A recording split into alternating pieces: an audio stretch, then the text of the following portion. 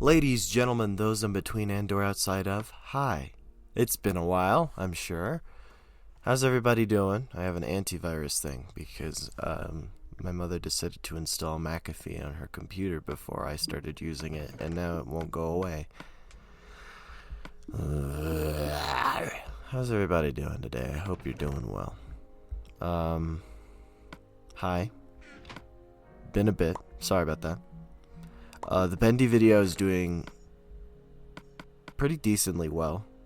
Like, I did not expect it to be doing 84 views in a couple weeks. Like, that is not. I figured nobody would watch the bendy video, so I got to make another bendy video, and I'll do that after I make my Minecraft video. Probably not today though. I'll probably wait like maybe a week because I don't want to do all that nonsense today.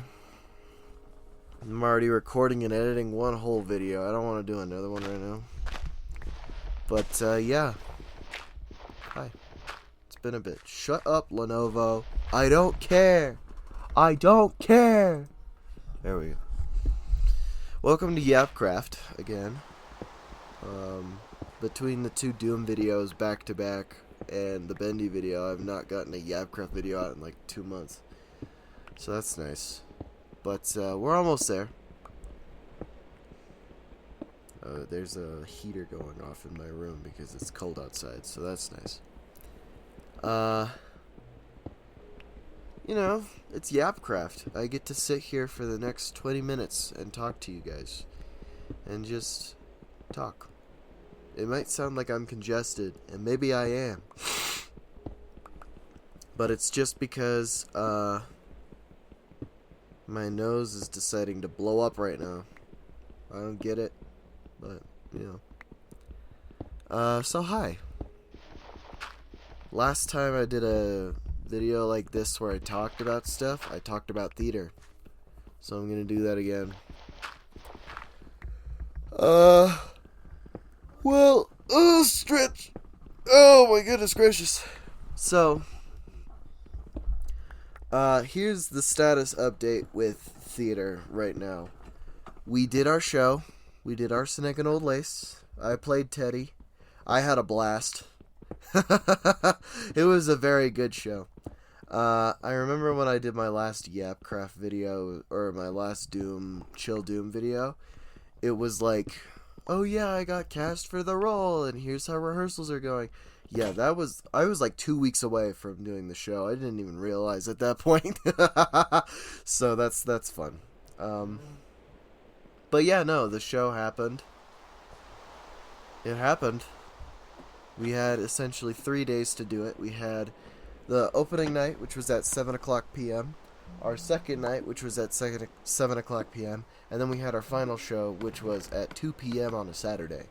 So, you know, that was fun. And then we stayed there until about 6:50, and then we went to IHOP because that's a tradition. So that's nice. But, yeah. That's how the show generally went. Let me get into details. So, it was a high octane, stressful show. Like, that's just the truth. I remember, so for like, I think the week that I did that Doom video, or maybe the week after that, we did a Super Saturday. And essentially, Super Saturday is a term that I use from my old school because it's just a term that I know because we used to do Super Saturdays and it was awesome. And essentially, Super Saturday at my old school was we would work on the set and we would get it together in like a week. We would get it together in like one day, and it was awesome. And we would work on our lines, and we would be there from like 9 a.m. till like 3 o'clock. Essentially, it was like a regular school day, except we just got up a little later and we ended at about just 3 instead of 3:30. Maybe we did end at 3:30. I don't remember anymore. That was my freshman year. I'm a senior now. I don't fucking care. Oh! I said a swear. My bad. Oopsie daisy. My bad. Yeah. Well, I mean, who cares? I swear on this channel anyway. Nobody cares. So yeah, but that was how Super Saturdays went at my old school. And this year we just decided, because like we've had the general layout of the set done for about a month at that point when we did the Super Saturday. And then when we did the Super Saturday, we blasted it out from like 9 to 5, I think. And it was a really fun day. Like, I helped out. I made sure to tell people what to do. And we got the set done pretty quickly. Like, the only reason why we waited until 5 to stop was because we had to keep painting. That was it. We had to paint. That's it. So that was fun. And yeah, that's how that went. But we like built some new elements. We painted old elements. We put a lot of stuff together. It was nuts. It was absolutely nuts. But it was a really good day overall. Who's texting me right now? Oh dear. Hold on. I have to answer this text. I'll do it while I'm on recording. That way I can keep talking. So after that, that was like the week before show week. And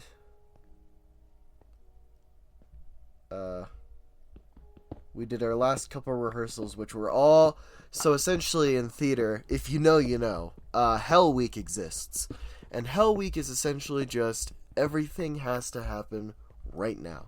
Usually there's a couple other different types of week where it's, hold on, wait a minute. Oh yeah, I forgot to say one thing. My bad. So essentially you have all the normal rehearsals, right?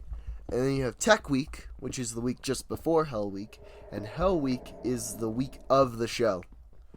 So that is get everything done. Oh my goodness. Get everything done and try your best to like do everything. Get everything done and try your best to do everything. Wow, good words. So that's nice. But yeah. Sorry, there's like moments of dead air because I'm responding to text right now. Sorry about that, y'all. So then you get into so our Hell Week was Tech Week and Hell Week combined because we had literally Zelcho time to do literally anything. I said literally twice, and now I'm gonna throw myself off a cliff. But that was fun, you know. We got our costumes the week of, or like the week before.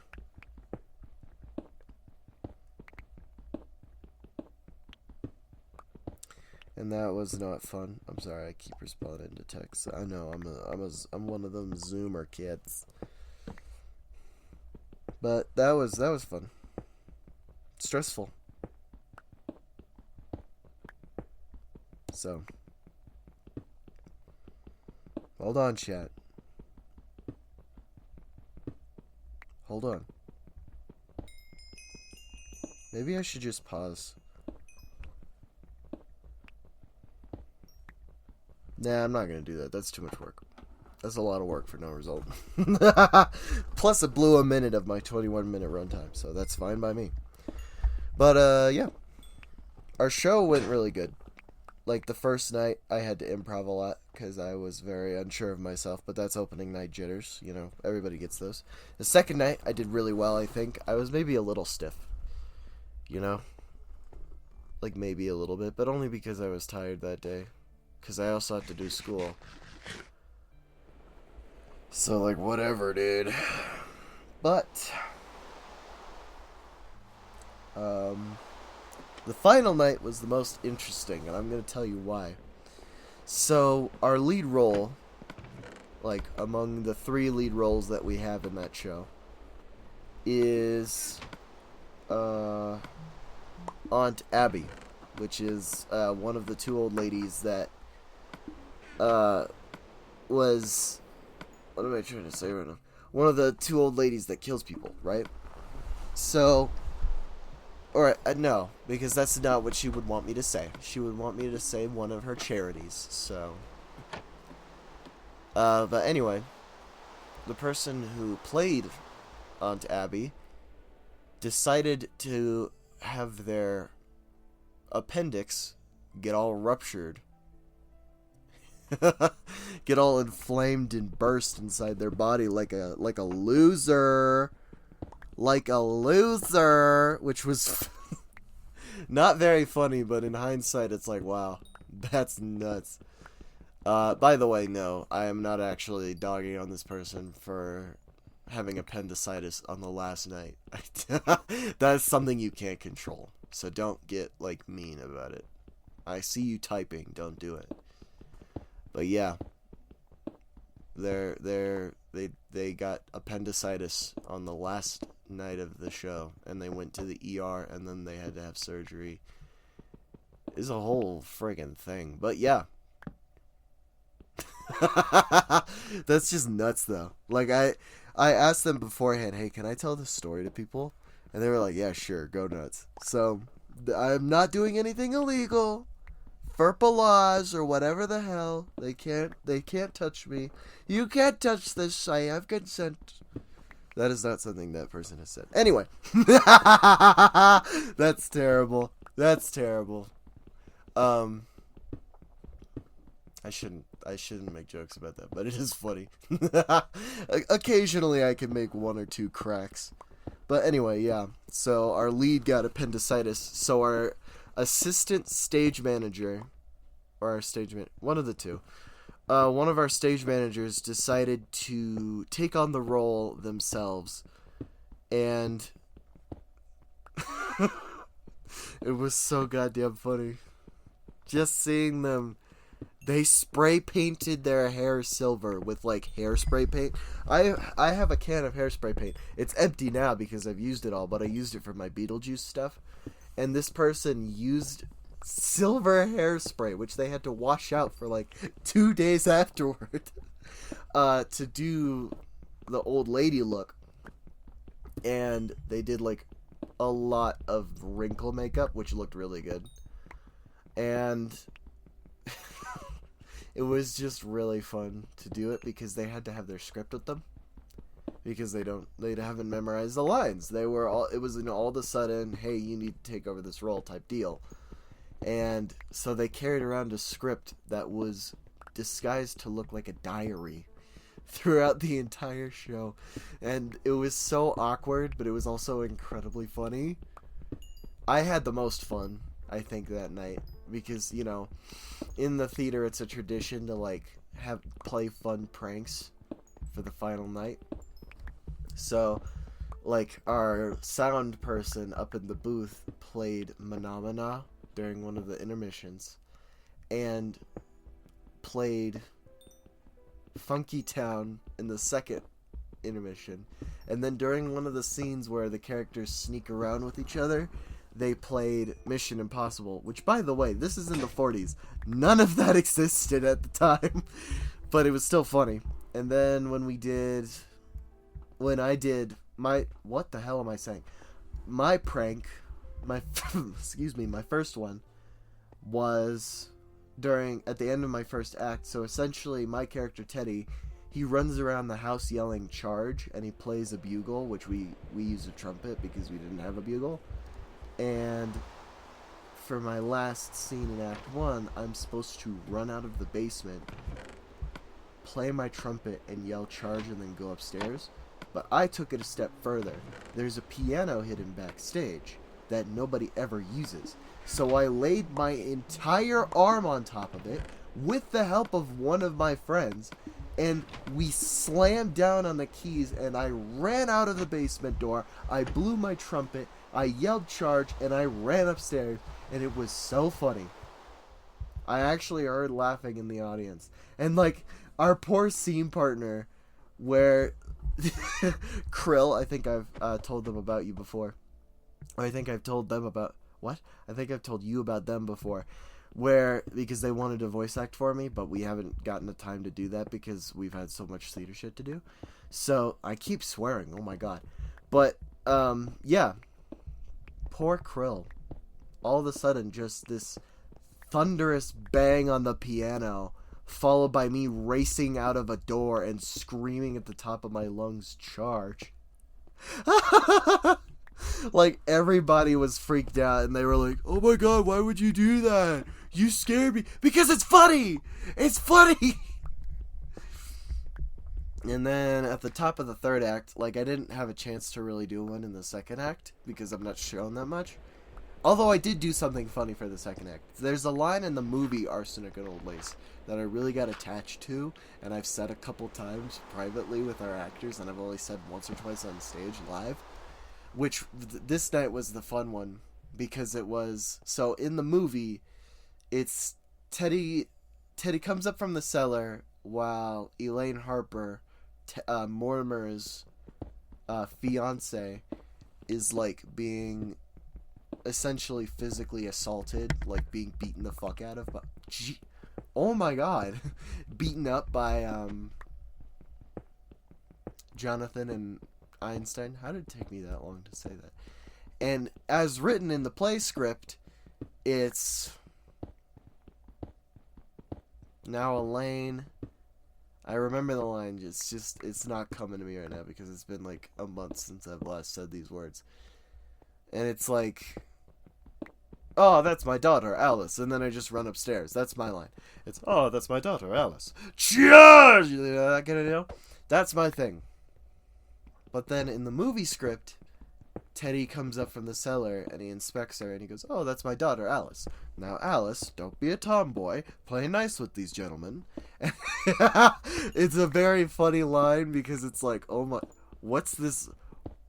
What kind of precedent has Elaine given Teddy that she's gonna beat the crap out of these friggin' people that are hurting her? So I decided to use that line and then I improv'd it in.